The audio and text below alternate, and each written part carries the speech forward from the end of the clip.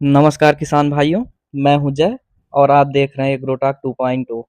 दोस्तों, आज हम बात करेंगे थ्रिप्स के बारे में।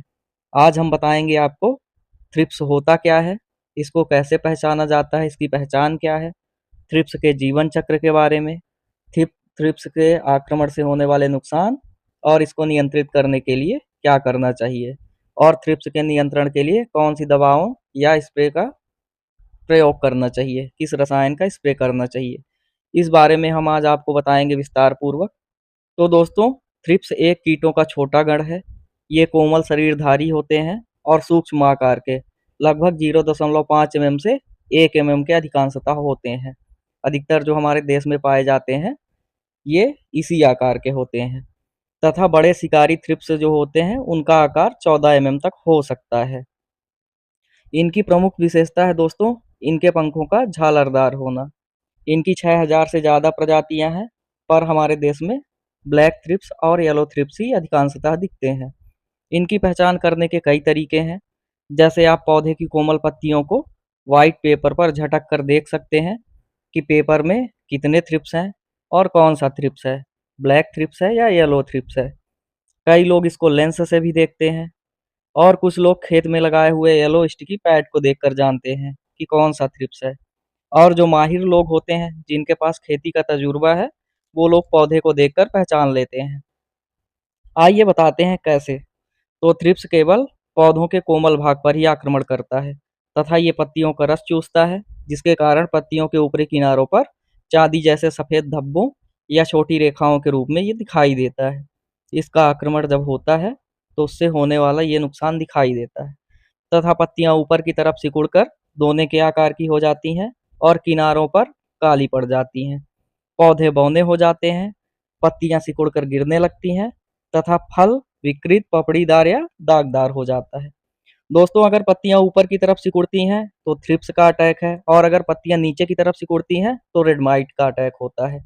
ये थी रेड माइट और थ्रिप्स के अटैक की पहचान। ये तो हो गई थ्रिप्स की पहचान। अब आइए जानते हैं इसकी लाइफ साइकिल के बारे में। दोस्तों, लाइफ साइकिल जानना बहुत ही ज़रूरी है, जिससे आपको पता चलेगा कि कौन सी थ्रिप्साइड यानी दवाई लेनी है और कौन सा रसायन लेना है। इससे इसकी स्टेज का पता चलता है, ये प्रिवेंटिव स्टेज में है या ये बहुतायत में लग चुके हैं थ्रिप्स, या प्रौढ़ा अवस्था में अपनी पहुंच गए हैं। तो थ्रिप्स के जीवन चक्र में 6 चरण होते हैं। अंडा, लार्वा, लार्वा के 2 चरण होते हैं। फिर उसके बाद आता है प्यूपा के 2 चरण, प्री प्यूपल और प्यूपल, और उसके बाद ये वयस्क। तो इसके ये 6 चरण हो गए। एक मादा थ्रिप्स एक बार में लगभग 30 से 50 अंडे देती है। इन अंडों से लार्वा बनने में कम से कम 2 से 5 दिन का समय लगता है, तथा उसके बाद लार्वा की दोनों स्टेज पूरी करने के बाद इसको प्यूपा की दोनों स्टेज पूरी करने में इसको लगभग 2 से 5 दिन लगता है। यानी ये अपनी प्री प्यूपा स्टेज 1 से 2 दिन में पूरी कर लेता है। उसके बाद प्यूपा की स्टेज 1 से 3 दिन में पूरी हो जाती है। इसके बाद इसकी प्रौढ़ावस्था आती है, और प्रौढ़ावस्था आने के बाद इसको कंट्रोल करना बहुत ही मुश्किल हो जाता है। कहने का तात्पर्य यह है कि अगर यह शुरुआती अवस्था में है, यानी 10 से 14 दिनों में अगर ये कंट्रोल हुए तो ठीक, नहीं तो प्रौढ़ावस्था में आने के बाद इसको कंट्रोल करना काफ़ी मुश्किल हो जाता है। इसीलिए इसको शुरुआती अवस्था में ही, प्रिवेंटिव स्टेज में ही इसको कंट्रोल करने के तरीकों के बारे में हमको सोचना चाहिए, और इसकी पहचान जल्दी से जल्दी करके इसमें जो है तो रसायन का स्प्रे करना चाहिए। तो आइए किसान भाइयों, अब हम बात करेंगे थ्रिप्स के अटैक की शुरुआती अवस्था, प्रिवेंटिव स्टेज यानी निवारक चरण के बारे में। आपकी लहसुन, मिर्च, प्याज या अन्य फसल पर थ्रिप्स का अटैक जब शुरुआती अवस्था में होता है, तो आप किन इंसेक्टिसाइड यानी कीटनाशक का प्रयोग करके इनको कंट्रोल कर सकते हैं। दोस्तों, जो भी इंसेक्टिसाइड हम बता रहे हैं उनमें से किसी एक का ही प्रयोग आपको करना है, और अगर आपको जो कंपनियां हम बता रहे हैं उन कंपनी का नहीं चाहिए तो इसीलिए टेक्निकल बताया है हमने। आप उस टेक्निकल को बता के दुकानदार को दूसरी कंपनी की भी दवाइयाँ ले सकते हैं, और हर फसल के हिसाब से इनकी क्वांटिटी कम अधिक हो सकती है, तो आप एक बार दुकानदार से कंफर्म ज़रूर कर लें। तो पहले नंबर पर आता है बायर का रीजेंट एससी। इसका टेक्निकल होता है फिप्रोनिल 5% एससी। इसको आप 1.5 से 2 ml प्रति लीटर पानी में मिक्स करके स्प्रे कर सकते हैं। अगर आप स्प्रेयर पंप में डाल के स्प्रे करते हैं तो 15 लीटर पानी में इसको आप 25 ml मिक्स करके स्प्रे कर सकते हैं। इसके बाद दूसरे नंबर पर जो दवा आती है उसका नाम है सिजेंटा की मेटाडोर। इसका टेक्निकल होता है लेम्डासाइलोथ्रिन 4.9% CS। इसको आप 1.5 से 2 ml प्रति लीटर पानी में मिक्स करके या 25 ml 15 लीटर पानी में मिक्स करके स्प्रे कर सकते हैं। इससे ज़्यादा की क्वांटिटी ना मिलाएं, नहीं तो इससे आपकी फसल को नुकसान भी हो सकता है। इन 2 दवाओं के बाद तीसरी दवा जो आती है उसका नाम है बायर कंपनी की जंप। इसका टेक्निकल है फिप्रोनिल 80% WG। इसको आप 3 ग्राम 15 लीटर पानी में मिक्स करके स्प्रे कर सकते हैं। अब बताते हैं दोस्तों आपको चौथी दवा जो आती है वो है सिजेंटा की एलिका। इसका टेक्निकल है थायोमेथाक्साम 12.6% प्लस लेम्डासाइलोथ्रिन 9.5% ZC।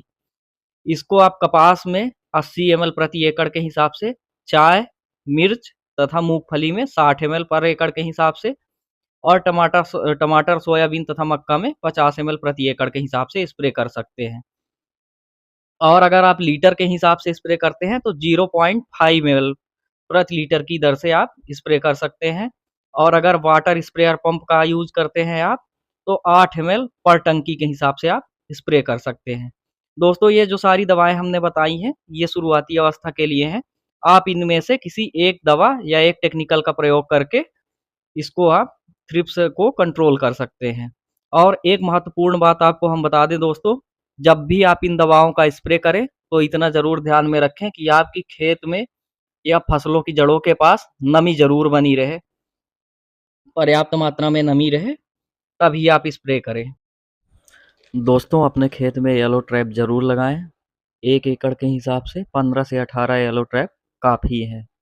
ये तो हो गई दोस्तों शुरुआती अवस्था यानी प्रिवेंटिव स्टेज में जब थ्रिप्स का आक्रमण रहता है तो उसमें कौन सी दवा का स्प्रे करना है इसकी बात हो गई। आइए अब हम आपको बताते हैं थ्रिप्स का अटैक जब बहुत ज़्यादा हो जाता है तो फिर हमें किन कीटनाशकों का कॉम्बिनेशन या किन दवाओं को साथ में मिक्स करके स्प्रे करना चाहिए।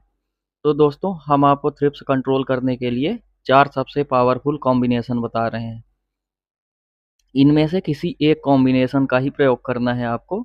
इनमें से किसी एक कॉम्बिनेशन का प्रयोग करके आप थ्रिप्स पर कंट्रोल कर सकते हैं जब उनका आक्रमण बहुत ही ज़्यादा हो जाए। तो दोस्तों पहला कॉम्बिनेशन है बायर कंपनी का जंप और नागार्जुना कंपनी का प्रोफेक्स सुपर का। तो आइए बताते हैं कि इनमें कौन सा टेक्निकल है और इनकी क्वांटिटी कितनी लेनी है आपको। तो दोस्तों जंप में है फिप्रोनिल 80 WG। इसको लेना है आपको 3 ग्राम और इसके साथ लेना है प्रोफेक्स सुपर जिसका टेक्निकल है प्रोपेनोफास 40% और साइपरमेथ्रिन 4% EC। तो ये लेना है आपको 30 ml। आप इन दोनों दवाओं को 15 लीटर पानी में मिक्स करके स्प्रे कर सकते हैं। इसके अलावा हमारा जो दूसरा कॉम्बिनेशन है वो है डॉ कंपनी का डेलीगेट जिसको लेना है 20 ml। इसका टेक्निकल होता है स्पिनटोरम 11.7% EC। ये 20 ml लेना है। और सिजेंटा की कराटे जिसका टेक्निकल होता है लेम्डासाइलोथ्रिन 5% EC। ये लेना है आपको 25 ml। इन दोनों दवाओं को 15 लीटर पानी में मिक्स करके आप स्प्रे कर सकते हैं। और हमारा तीसरा कॉम्बिनेशन जो है वो है डॉ कंपनी का डेलीगेट 20 ml लेना है और घरडा की पॉलिश 10 ग्राम लेना है।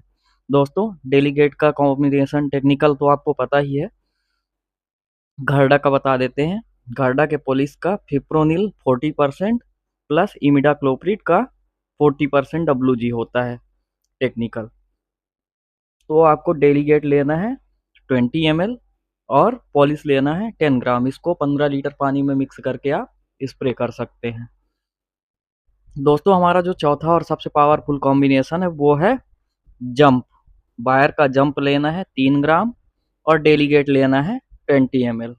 इन दोनों का टेक्निकल तो आपको पता ही है। इन दोनों को 15 लीटर पानी में मिक्स करके आप स्प्रे कर सकते हैं।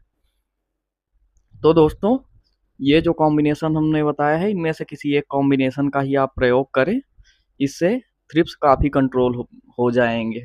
अगर हमारी जानकारी आपको अच्छी लगी हो